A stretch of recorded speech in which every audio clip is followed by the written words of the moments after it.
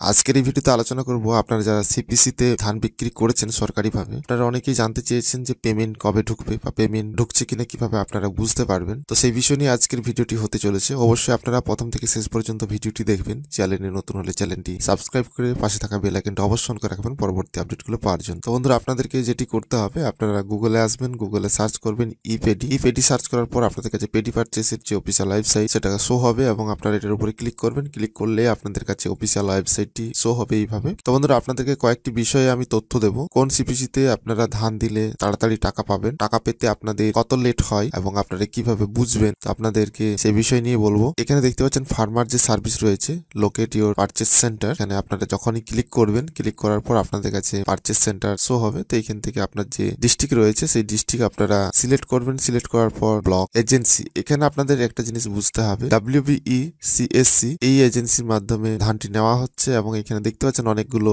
এখানে centre type রয়েছে যেগুলো সিপিসি এবং এপিও। এখানে যদি আপনারা ধান দেন তাহলে কিন্তু আপনারা 3 থেকে 4 দিনের মধ্যে আপনাদের অ্যাকাউন্টে টাকা পেয়ে যাবেন। SHG বা কোঅপারেটিভ সোসাইটি যদি আপনারা ধান দেন সেক্ষেত্রে আপনাদের 7 দিন সময় লেগে যাবে। তো আপনাদেরকে আমি SHG যে গ্রুপ রয়েছে এখানে আমি ধান দিয়েছিলাম, তো সেটাই আপনাদের একটা প্রমাণ স্বরূপে আমি দেখাচ্ছি। তো এখানে দেখতে পাচ্ছেন যে ডেটটি রয়েছে 16/12/2024 ধানটি দেওয়া হয়েছিল SH গ্রুপে এবং তার ট্রানজেকশন নাম্বার রয়েছে, এজেন্সি নেম আপনারা দেখতে পাচ্ছেন WBECSC এবং farmer name, registration name, authentication, quantity এখানে রয়েছে এবং কত করে সেল প্রাইস রয়েছে সেটাও আপনারা এখানে দেখতে পাচ্ছেন এবং এখানে অ্যামাউন্টটি শো হচ্ছে এবং এখানে লাস্টে দেখতে পাচ্ছেন অ্যাকাউন্ট নাম্বার 2780, এটা হচ্ছে ফার্মারের অ্যাকাউন্ট নাম্বারটা লাস্টের 4টা সংখ্যা। এই পেমেন্টটি আসতে গ্রুপে যে পেমেন্টটি সেটা কিন্তু 6 থেকে 7 দিনের মতন সময় লেগে গিয়েছে। তো আপনাদেরকে আমি দেখাবো সরাসরি, আমি ইমেলে যে এসএমএসটি এসে এনএফটির সেই এসএমএস দেখাচ্ছি এবং কি আপনাদেরকে হোয়াটসঅ্যাপে নেট ব্যাংকিং এর মাধ্যমে যেভাবে ব্যালেন্স শিট চেক করা হয়েছে স্টেটমেন্টটাও আপনাদেরকে দেখাবো। তো আমি ইমেলটি রিলোড করে নিচ্ছি। তো ইমেলটি রিলোড হয়ে গেছে। রিলোড হয়ে যাওয়ার পর আপনাদেরকে আমি দেখাচ্ছি এখানে যে এনএফটি ট্রানজেকশনটি রয়েছে। এখানে আপনারা দেখতে পাচ্ছেন অ্যাকাউন্ট নাম্বার 2780 এবং এখানে অ্যামাউন্ট আপনারা দেখতে পাচ্ছেন। এখানে